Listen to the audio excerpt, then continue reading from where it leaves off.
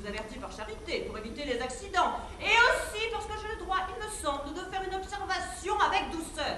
Tant que vous voudrez. Un moment, je me voyais à la rue. Vous me rassurez. Est-ce que je demande autre chose, Honorine? Je vaux mieux que ma réputation. Et je ne me priverai de vos services que si vous m'y obligez. Dans ce cas, Madame Lepic, n'en soufflez mot. Le jour où je m'apercevrai que je deviens une charge et que je ne sais même plus faire chauffer une marmite d'eau sur le feu, je partirai tout de suite, sans qu'on me pousse. Et sans compter, Honorine, que vous trouverez toujours un restant de soupe à la maison. Et savez-vous une chose? Les mendiants sont plus heureux que nous. C'est moi qui vous le dis. Quand elle veut donner une caresse à mon frère, aussitôt, il saute sur un manche à balai et se campe droit devant elle. Je t'assure qu'elle s'arrête court. Alors, elle préfère le prendre par les sentiments. Elle dit que la nature de Félix est susceptible et qu'on n'en ferait rien avec des coups, qui s'accordent mieux à la mienne. Parce que si c'est moi qui demande, elle voudra jamais. Oh non, tu sais ta maman de Badinger, les enfants s'approchent d'elle prudemment, on la redoute autant que le maître d'école. Elle rêve bête là. C'est le moment. Allez, vas-y. Bonjour Madame Lepic, vous voulez bien s'il vous plaît que j'emmène Poil de Carotte pêcher des têtards avec moi? Oh. Voici, c'est non. Elle aura sûrement besoin de moi tout à l'heure. Tant pis. Viens par ici, j'ai 2 mots à te dire. Oui, maman? Tu n'as rien perdu, Poil de Carotte? Non, maman.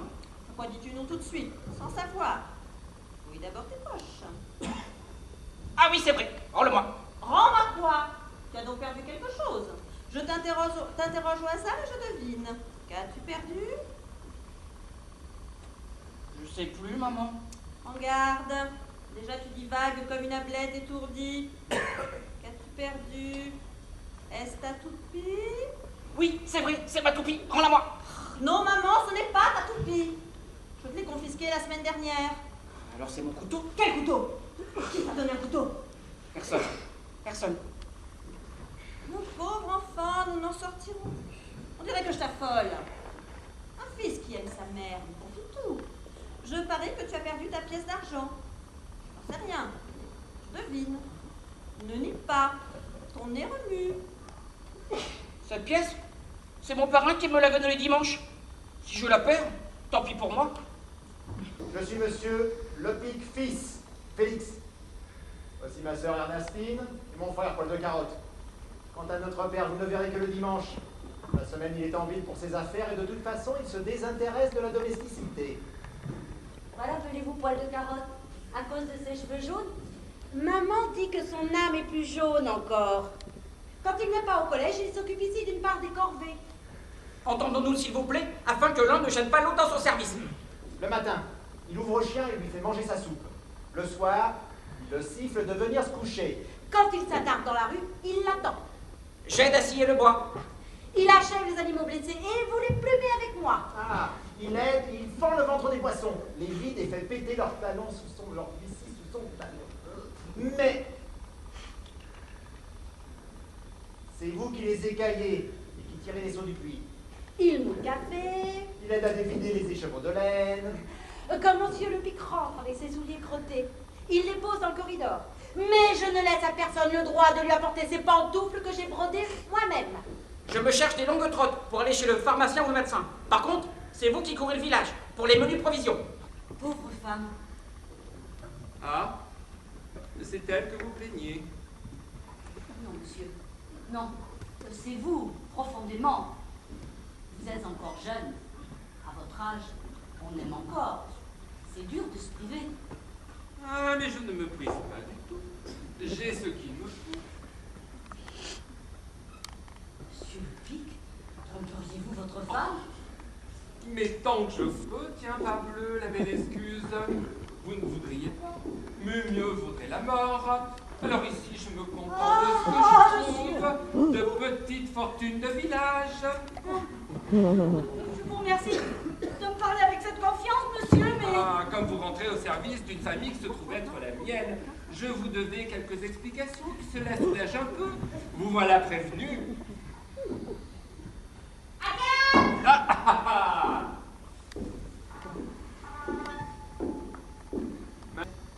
Souris un peu. J'ai pas envie de sourire. Je sais quel ton convient à chaque cérémonie. On doit être triste aux enterrements, du début jusqu'à la fin.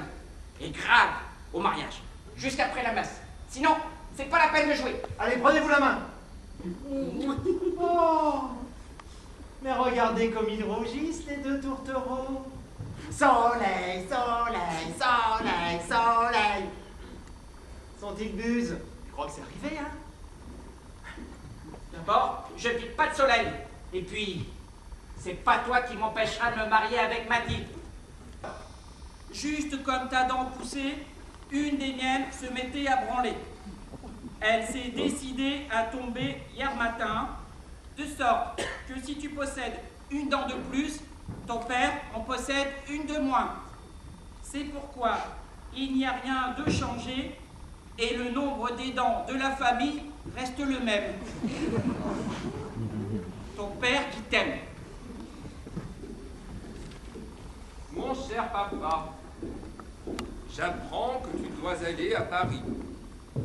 Je partage la joie que tu auras en visitant la capitale, que je voudrais connaître et où je serai de cœur avec toi. Je conçois que mes travaux scolaires m'interdisent ce voyage, mais je profite de l'occasion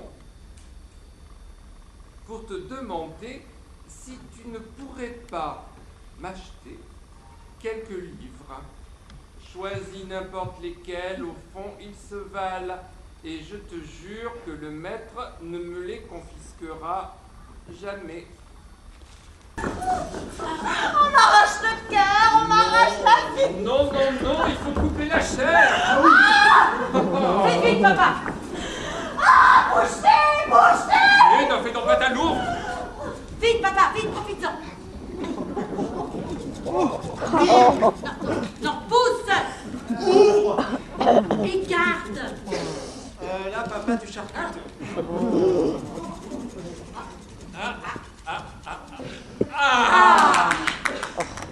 Ça y est, il est sorti. Mais enfin, et enfin, comment as-tu fait ton compte, poil de carotte? Sans doute que lorsque je jetais ma ligne au loin, l'hameçon s'est accroché dans mon dos. Ça m'étonne pas que ça mordait plus. Nous discutions avec mon papa, qui me donnait des conseils d'amis. Et l'idée m'est venue, comme cet écrivain qu'on appelait Stendhal, d'évoquer le nom de Dieu. Sur le tutu, tu barbotes.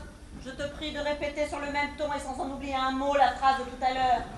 Je ne te demande pas le Pérou, et tu peux bien faire ça pour ta mère. Tu veux que je répète, moi, maman? Non, lui d'abord, toi ensuite. Nous comparerons. La seule excuse de Dieu, c'est qu'il n'existe pas. Ah, je désespère. On ne peut vraiment rien tirer de ce gamin. Il préférerait se laisser rouer de coups plutôt que d'être agréable à sa mère. Tiens, maman. Voilà comment il a dit. Si je ne suis pas premier en composition de français, je pourrais m'écrier comme Stendhal. La seule excuse de Dieu, c'est qu'il n'existe pas. Et dis-moi, poil de carotte, ce Stendhal, n'est-ce pas celui qui vivait caché dans un tonneau? Oh non, ma soeur, tu t'embrouilles. Tu vas confondre avec un autre. Ah, je croyais. Pourtant, je te garantis que Mademoiselle Sophie nous dicte un cours de littérature qui vaut bien celui de ton professeur de lycée. Peu importe. L'essentiel est d'avoir un écrivain dans la famille. Et nous l'avons. Admirez le nouveau Stendhal. De face, il montre les taches de veste qu'il étreigne ce matin. Et de dos, son pantalon déchiré. Non mais admirez le nouveau poil de carotte Stendhal. Espèce de petit brute, va.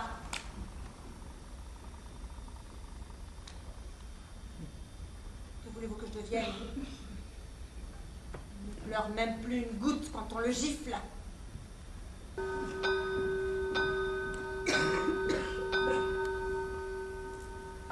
Des scènes comme celle-ci, j'en ai connu beaucoup durant toute mon enfance. Je passais le plus clair de mon temps entre la pension et la maison de famille, où je retrouvais les redoutables colères de Madame Lepic et l'indifférence polie de mon père. Et puis un jour, J'eus 16 ans. Mon petit poil de carotte chéri, tu serais bien mignon d'aller au moulin me chercher une livre de beurre. Cours vite, on t'attendra pour se mettre à table. Non, maman. Et pourquoi dis-tu non? Mais si, nous t'attendrons. Non, maman, je n'irai pas au moulin. Comment tu n'iras pas? Est-ce que tu rêves? Non, maman. Mais c'est donc moi qui rêve? Pour la première fois de ta vie, tu refuses de m'obéir? Oui, maman. Mais fileras-tu? Vas-tu te taire? Je me tairai, sans filer. Oh, voilà une révolution. Félix, Ernestine, venez vite. Venez avec votre père, personne ne vous poussera de trop. Oh, mes amis, je priais poliment Poil de Carotte de me rendre un menu service. Vous devinez ce qu'il a répondu? Il a refusé?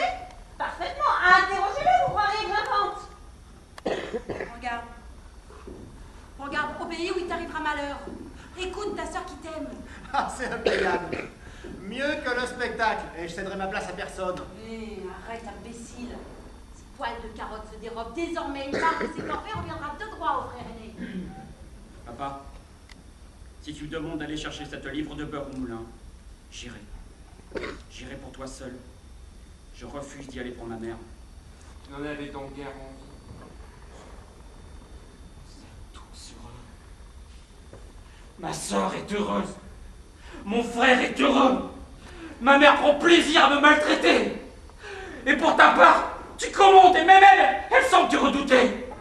Vous êtes tous heureux, tous à votre manière, sauf moi. Mais poil de carotte, mon ami! Mais renonce au bonheur. Je te promets que jamais tu ne seras plus heureux que maintenant. Jamais, jamais. Ça promet. Mais résigne-toi, blinde-toi, jusqu'à ce que Majeur ait en maître, tu t'affranchisses, nous renies et change de famille. Et puis d'ici là, essaye de prendre le dessus, étouffe ta sensibilité et observe les autres. Tu t'amuseras. Et je te garantis des surprises consolantes. Sans doute. Les autres ont leur peine. Je plaindrai demain. Moi, c'est aujourd'hui que je réclame justice pour mon compte. Papa, quelle belle causerie. Cela fait 16 ans que je n'en avais pas dit autant. Je ne te promets pas de recommencer tous les jours. Tu veux toujours nous quitter, poil de carotte? Je sais pas. Je sais plus. Je vais y réfléchir. Tu as tout le temps d'y penser, poil de carotte.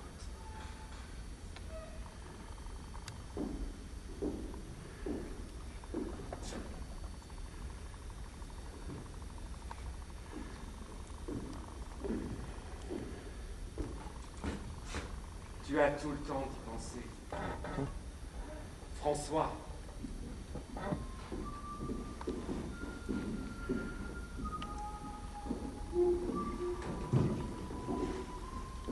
Poil de carotte est finalement resté jusqu'à sa majorité. Mais il n'est jamais revenu en dessous. Il a revu son père de temps en temps à Paris quand il venait régler ses affaires. Monsieur Lepic donnait parfois de ses nouvelles à la famille. Quand je suis mort, il est venu à mon enterrement, puis s'est sauvé juste après. Il n'était pas là non plus quand Félix puis Ernestine se sont mariés. Il n'est pas venu à mes funérailles. Sans doute n'a-t-il pu ni pardonner, ni oublier. Non. Ni l'un, ni l'autre. Jamais. On a bien compris que tout n'avait pas été rose dans ta vie, mais enfin, tu vas quand même pas nous dire que tu en souffres encore après toutes ces années. Le temps ne fait rien à l'affaire. Le passé ne s'efface pas. On a beau vouloir le fuir, il vous rattrape. Bon, c'est bien gentil, tous ces états d'âme. Hein? Mais je te rappelle que nous avons une affaire à régler. Pour la maison. Que décides-tu? Vendez-la. Donnez-la. Brûlez-la. Peu importe. Mais attends, tu vas quand même pas partir comme ça. Vous ne me l'avez pas demandé. Mais j'ai aujourd'hui 3 enfants, moi aussi. Et j'essaye d'être attentif, aimant, de ne pas commettre les mêmes fautes. Alors, que vous le compreniez ou non, je ne commettrai pas l'erreur de les amener vivre ici, dans ces lieux maudits.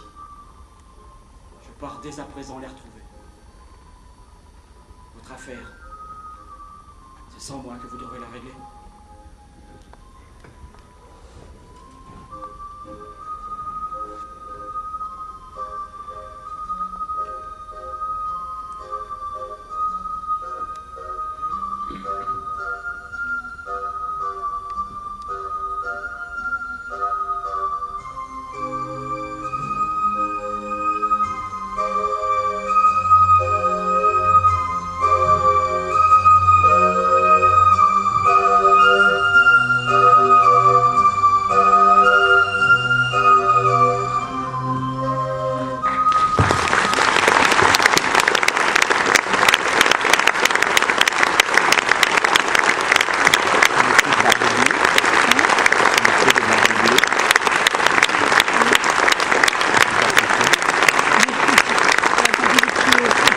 Ah, les pieds.